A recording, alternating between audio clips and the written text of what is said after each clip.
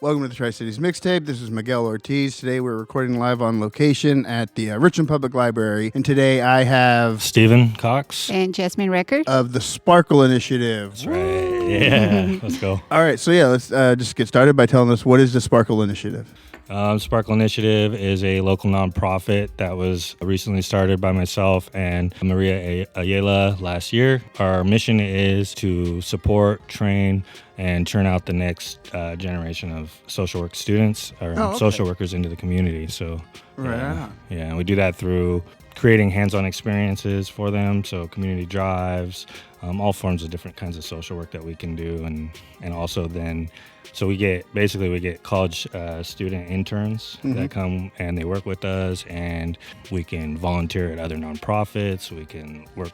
We build community basically. Right. So whose idea was this? The way it started is actually true to the mission. Was I was a social work student and I was needing an internship with an MSW, and I met Maria Ayala. She was a school social worker at the time. Kind of got with her, and I was going to be a intern at the school, and then they lost funding. And so right before my class was about to start, and so she kind of had an idea to start our own nonprofit, and it keeps evolving, and so it's a lot of people's ideas. We have a lot of people that work with us. Her idea, her name is the Sparkle Initiative. She came up with that, and she came up with doing social work basically on our own. However, the overall idea just keeps evolving. We don't get paid for our work. And so we can do whatever we want. So it's kind of nice. You know, we all have full-time jobs outside of that, so we can do what we want with no pressure. I don't expect you to speak for Maria, but what drew you to social work? Well, originally I wanted to get into treating substance use. So I wanted to be a substance use counselor, and that's just like a 2-year degree. And I realized, I might as well keep going with my schoolwork. Social work kind of just seemed like a natural fit. There's a lot of misinformation about what social work is. Most people kind of think it's just like a CPS worker or something like that. Or you're just helping people get food stamps or assistance or whatever. Things like filling out paperwork.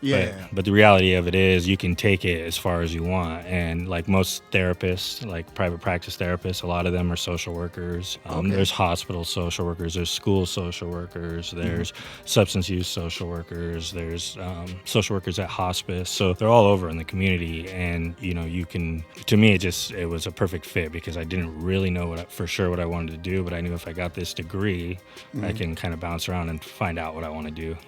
So substance abuse social work was your foot in the door? Yeah, that's what even got me kind of turned on. I got sober 5 years ago, and I was like, you know what, I would like to do this to help others get sober as well. So I kind of went that route, and I ran into a college counselor that was pushing the social work program at Heritage University. And so shout out to Heritage University. We played a gig for them. So I'm very close with Heritage actually, and so my plan is I'm going to start my master's this year. It's a 1-year track, and I'll get my master's in social work. And eventually I want to go there and teach as well. So that's kind of where I'm at. Last year was our first event in the Tri-Cities because we kind of moved to the Tri-Cities, and we wanted something to get out there, let the community see us, and we decided to do a back to school like a event. And last year we were able to get, I think we did 200 backpacks full of supplies, and we got everything donated to us. We had like pizzas. We actually have a professional Canadian League football player on our board. He ran a football camp for us. Fun, it was pretty cool. And we had a really good turnout there, and so we just want to make that one of our annual events that we do. And so this year we're doing it, and right now we're on track to get 300 backpacks, and we're doing like pretty quality backpacks. They're not just like your normal back to school backpacks that you see at these events. They're Nikes, Puma, and so we're just collecting donations. We have other businesses working with us right now, helping us out. So right now we're still collecting donations, but that event will be August 23rd at Chiawana Park. So it's just a free event for families and kids to come out and get a bunch of free stuff, food, all kinds of stuff. How long has the Sparkle Initiative been a thing? We're only approaching about 1 year right now. So pretty new. Nice. Real new. And I'm sorry, what was your first event? The back to school event last August. So we did that, and now we're full circle will be this August. We actually started officially. We started in like July or June, I think, last year. But we didn't really have any events or we didn't know what we were or where we were going. Yeah. So it just kind of changed. And that's also where we met the radio station that now we have some radio programs too for it. So. Oh yeah. I guess let's touch on that because you do have a weekly show on 104.9 where you guys talk about mental health issues and social work, or I guess enlighten me on exactly what you do. So the show is called Wellness Diaz. It's like a bilingual show. It's a take on Buenos Dias basically, but Wellness Diaz. So it's all things wellness, really, mind, body, spirit. Oh, okay. And I bring on a lot of licensed social workers. I bring on educators. I bring on even just. The way I do it is like I see a cool TikTok video somebody made or something, right? And I'm like, I want to talk to that person. Let me reach out to them because I like what their messaging is or whatever. Because we've had massage therapists, we've had hair salon owner, yoga instructor, we've had professors of the colleges. So it's mental health, it's education, it's and I do love because wellness is it could be all encompassing. Yeah, just even like music, right? It can be wellness. So having somebody on talking about all things music, would be cool too. So yeah, for sure. Yeah, but it's a pretty good show. So we got that, and then we also have the Radiante Mujer, which is like a woman empowerment show. Oh, nice. And Maria runs that, and then we have Connecting Businesses, which is to promote small businesses so they can come on and just talk about their business, and that's ran by our board president. His name's Noe Castillo. So he runs that. He's a owner of Castillo Interior Construction Company. Okay. We have a lot of people. The Sparkle Initiative board, is it more than just you and Maria? Oh yeah, the Sparkle Initiative is a lot of people. We have a board of 8 people. We got a lot of volunteers. Really, if anybody can be Sparkle Initiative. It's anybody that wants to come work with us.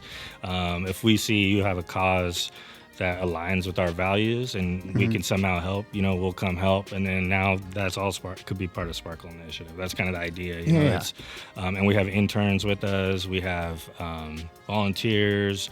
We have businesses that want to kind of be part of it. And so we just kind of, it's hopefully growing and building momentum, as we go. So just however we can help. I guess we can do this in 2 parts. I guess what are the one of the ultimate goals of the Sparkle Initiative, and I guess what are your near future plans? So I think now that we got a year down, we kind of at first it was like everything was the unknown, right? Every day it's like we don't know what to expect, what to do.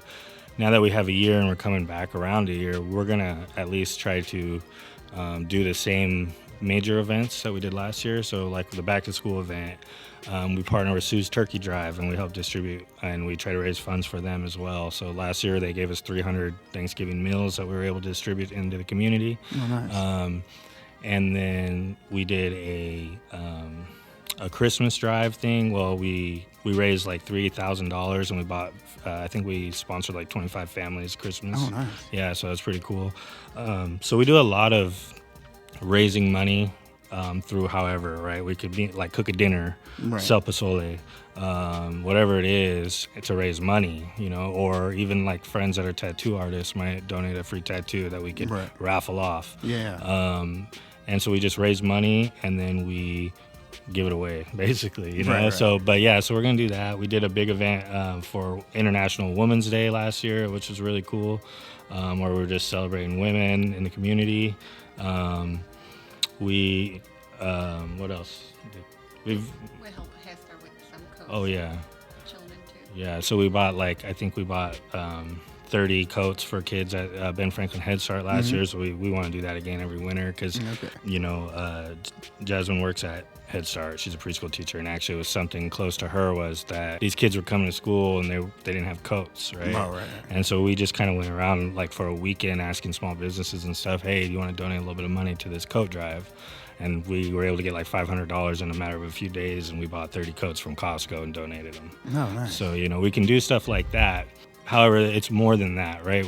One Saturday a month, we do a self-care Saturday at Just Juice in Kennewick, where we invite the community to come. It's a couple hours, and we promote self-care and teach like kind of some more of the more advanced levels of it from like more of a college curriculum in a way, while they do little events like coloring or knitting or what is it, like crochet and stuff like that, right? So it's little self-care things and get a little education on like why it's important. And we just kind of spread that. And so we do workshops. We do like I have a diaper bank that I built up that I'm trying to get the word out that if people need diapers, at least while I have some. Awesome. Because I built up a little small room of diapers, and then people quit reaching out. So now I have them, and I'm like, I don't want these diapers. You know what I mean? But yeah, so just stuff like that. But the main purpose is the education piece for the students, really, because they're going to go and then they're going to make an impact, right, in the community. And so if we can give them a real like basic level and kind of teach them, the language you use is important, right? How you talk and being intentional, things like that, right? And taking care of yourself, right? Give them those foundational blocks so then they can go and build their career in social work with kind of that foundation, and then we can watch the impact that they have in the community. Right. So it's pretty cool. Yeah.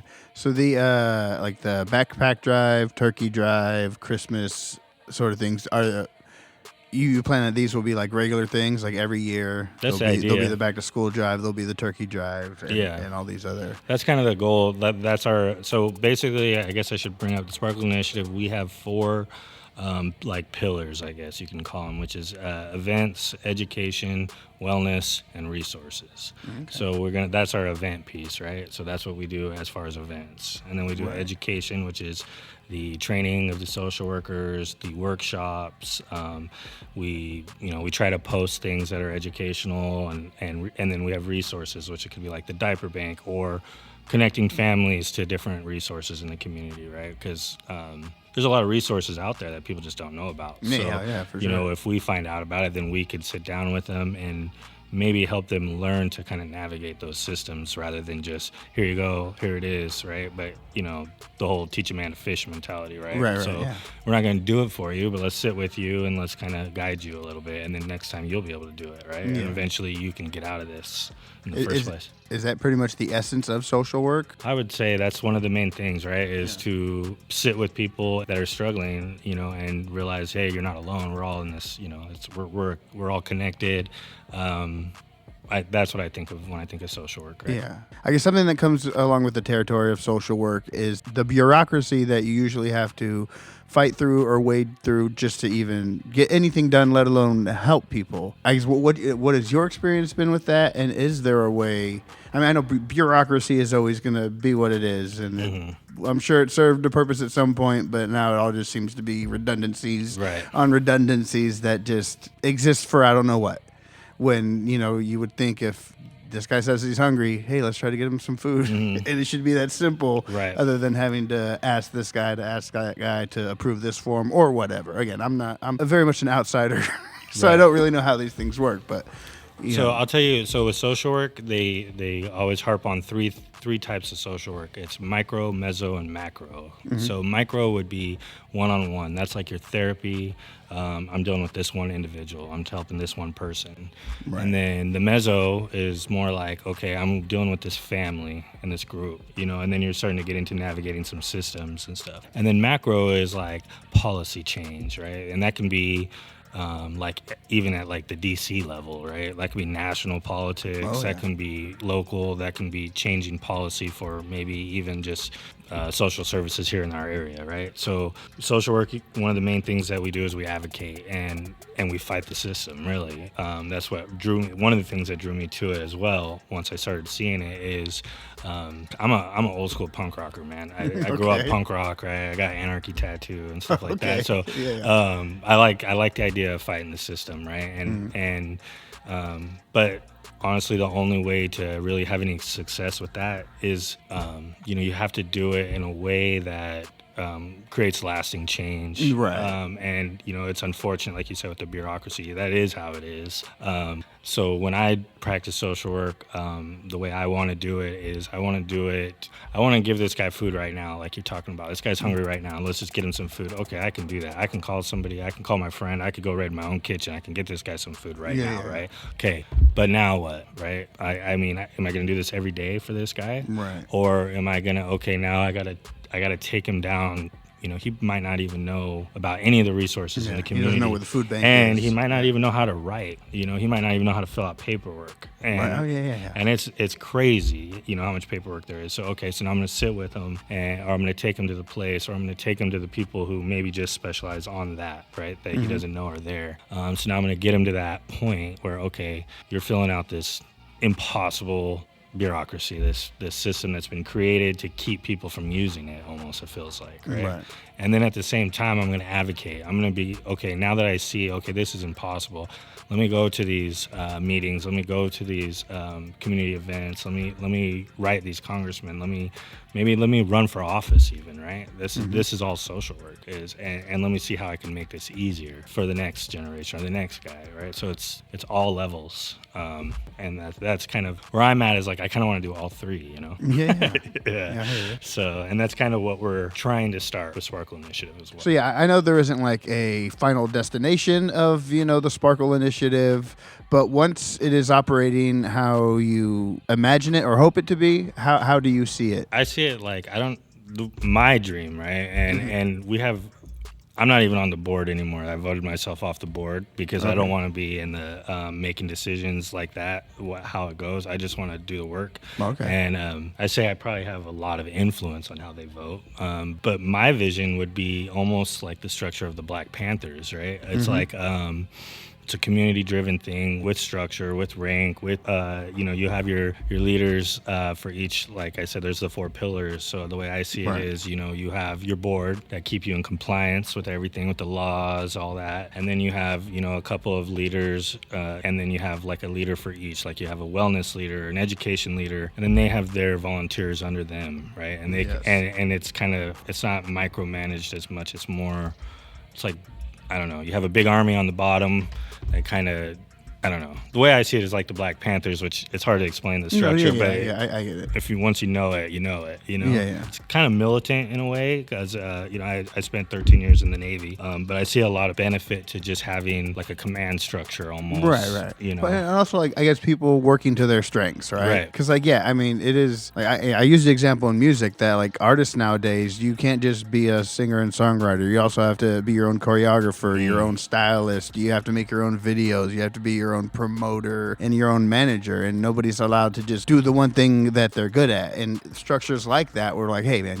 this is your territory, this is what works for you, this is what works for you. I do love that, having not all structures and systems just be in essence are bad or hierarchical in a way that is damaging to those who are at the bottom, because it's not a pyramid scheme, it's a system. Yeah, exactly. And that's exactly right. That's how I envision it, is where honestly what I would personally say one of my good leadership qualities is something I picked up in the military as a leader, is putting people in their strength. Okay, like I'm in charge of overall, or I'm the leader of this group at this time, but I surround myself with people that are smarter than me. Yeah, that's for the sure. goal, right? And then I listen to them, right? And so and what I'm good at is noticing, you're good at this, you do that, you take care of that. Like I don't need to micromanage that. Like you go do that. But of course with Sparkle Initiative, it's a value-based thing, right? It leads back to social work. So everybody has a voice in Sparkle Initiative, an equal voice. Everybody wants to bring something up. We'll vote on things, we'll talk about it, we'll discuss. I don't know if that really aligns with our values, whatever it is, and then we just execute, So, but yeah, that's how I envision it. It's kind of a structured thing and it might not ever get there, and that's okay too, because like I said, it's more for fun. fun than yeah, anything. but even on your way to trying to achieve that, you're still doing a lot of good on the way, 100%. even if you don't ultimately get there. Because, like I say, things like this don't necessarily have a destination. Exactly. That's how I see this. Is like there's no real end goal. It's almost like as long as we do things with good intent, it'll be good, right? And the good things will continue to happen to us as well. We've been getting, like I said earlier, the momentum of Sparkle Initiative just keeps growing, where people just start noticing things, right? And that's what we want. We don't want to be loud and talk about, oh, look at us, look how good we're doing. We don't really care about that. It's just about the impact. Yeah. And I think the impact will speak for itself. Exactly. And you know, and when it does, it's great. And what's really cool, I think, for me has just been the quality of people I've met along the way. People that want to help, professionals in the world of social work. Like through the radio show, I've had a couple of people, you know, that have their doctorates, professors, own their own private practices. I created a network called Bria Forward, which is a social work student network that's like separate of Sparkle Initiative, but it's kind of like an arm of it. And we give out $500 grants to social work students, right? And then once they get the grant, they join the network. And, you know, so far it's like 15 people in there. And I think I've given out a total of 5 or 6 $500 grants, but it's not really about the grant. It's about the community, because like for a social worker, it's hard to find like internships, jobs, careers, networking. It's not necessarily hard, but there's like, and I don't want to call it gatekeeping, but it's more like you do a lot as a student. You have to do a lot of unpaid hours internship. You have to do, and it takes away from your life. You know, and to find the right place, well, Bria Forward is kind of a way to help bridge that gap of like, hey, like I have people in there that are in the group that are been in the career for a long time. They already own their own private practices, right? They're school social workers. And then I have students.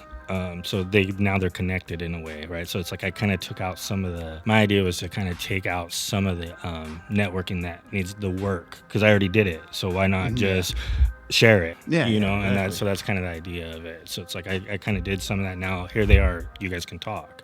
And then the $500 is just kind of an incentive for them to want to be in it, you know? Right. So yeah, it was pretty cool too. All right. So if anybody wants to help out or participate or donate to the Sparkle Initiative, how do they get in touch with y'all? Probably the best way is to look us up on Facebook, which is Sparkle Initiative 2025. You can send us a message on there. There's a lot of people on the board with access there too, so the messages get read fast, get responded to fast. If you want to donate to the school drive, that we have 2 drop-off locations right now. One is Quality Plus Auto Glass in Kennewick, and the other is Capelli de Oro Salon in Kennewick. And if you go to the salon, she'll give you a free cut, a free eyebrow wax, something like that if you drop off. So that's kind of cool too. Oh, nice. Yeah, so anybody listening want to get a free eyebrow wax, and help some kids out. And help some kids out, right? Yeah. But yeah, so just following us on Facebook. We're on Instagram too. Our Instagram, we're all a little old, you know, it feels like. So it's like we never really got very good at Instagram, but we're still working on it. Dude, similarly, like, I had to get on TikTok. Well, not that I had to, but, you know, to push the podcast and all that. And, like, I don't know what I'm doing. I'm a 42-year-old dorky old dad who's just passionate about music. I don't know what I'm doing on TikTok, but, like, I built quite a thing. And I think with anything, just consistency. Yeah. Because every platform, your audience is there somewhere, and they will find it. But especially, they will definitely find it if you continue to put you just stuff gotta out. keep doing it. Yeah, because I don't follow any of the TikTok trends. I don't do any of the dances. I release the content that I would release anywhere else that I think is important to what we do or what we're doing. And I just do it there the same way I do it on Instagram and Facebook. I did start TikTok, but it's under Wellness Diaz, under the radio show. So, right. But it's like my personal TikTok pretty much. I just I just push whatever I want. So it's a lot of Sparkle Initiative. Wellness Diaz is part of Sparkle Initiative as well. You know, it's kind of like a little side quest, which I tend to get off on a lot. I just come up with all these little ideas, and then either I do them or I don't. It's like I come up with a whole bunch of them, and some of them happen. Right. So just kind of throw it at the wall, and whatever sticks, you know. So Yeah, so we're doing the Wellness Diaz, and that's what my name is on TikTok too. So that's a good place to find a lot of. I've gotten in touch with a lot of my guests on there because then I get to see their kind of their personality, their vibe, who I want, and I know like I'm pretty boring and stuff, but like my co-host Anna, she is just like a ball of energy. So the two of us balance each other out, right? And so the show's pretty exciting. Yeah, man, I do want to thank you again for taking the time and coming to tell us about it. And I guess, was there a website or is it just the socials? We have a website. It's sparkleinitiativewa.org. Okay. It's not managed very much, and we built it ourselves, so it's it's doing all right. Okay. Go check it out. You tell me what you think. Yeah. But yeah, no, I appreciate you having us here. It's really cool. Yeah, but I guess any advice you would give to people who want to become social workers or even thinking about it, or advice you would give to yourself way before you thought about doing this? Yeah, I would say, you're way more capable than you think you are. Like, you're your worst critic. So if it's something you want to do, just do it. Like, I hear a lot of people like, oh, well, they want to be something, but that's so much school. That's 5 years of school, or that's 6 years of school. Well, those 6 years are still going to go, right? It's just in 6 years, you're not going to have the degree. So it's still 6 years, you got to go, right? So if that's holding you back, don't let it, because that's what I did. I mean, I didn't go to school until I was, I don't know how old I was, in my mid-30s. And most of my classmates are younger, so I see a lot of, it's pretty cool, right? So yeah, I would just say, just don't let anything stop you, just go, just do it. Find out how to get it funded, because the funding is out there. Yeah. So, yeah. Right on. Any advice to people who want to start a nonprofit or? If you're trying to do it to get rich, don't do it. Well, yeah, it's a nonprofit. If you're trying to make money, don't do it. No, I would say, I don't know. Sometimes I think that it's probably better just to I would say only start a nonprofit if there's nobody else doing what you're trying to do. It might be easier just to join up with people, because I don't know, I feel like in the nonprofit world there's a lot of it's spread really thin, and it's like sucking up resources to certain areas, when really if we all just collaborated, and I'm guilty of it too, because I helped create this one. However, we don't really take any money or resources, we find our own and dig it out somewhere. But yeah, I would say, just if you're trying to start a nonprofit, I guess just go for it, whatever. Right. But again, man, I want to thank you for the Tri-Cities Mixtape. This is Miguel Ortiz, Sparkle Initiative. Steven. And Steven, thank you again. Thank you.